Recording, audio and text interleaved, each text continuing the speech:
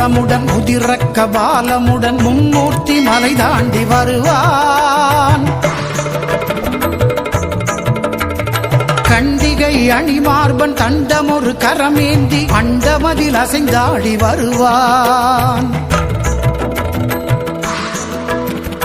திரிநேத்திர கணல் வீசி சூத்திரதாரியாய் சேத்திர பாலகன் வருவான். வேர் பறிக்கும் புயலாக ஆர்ப்பரிக்கும் அலையாக பூத்திருக்கும் வனம் புகுந்து வருவான்.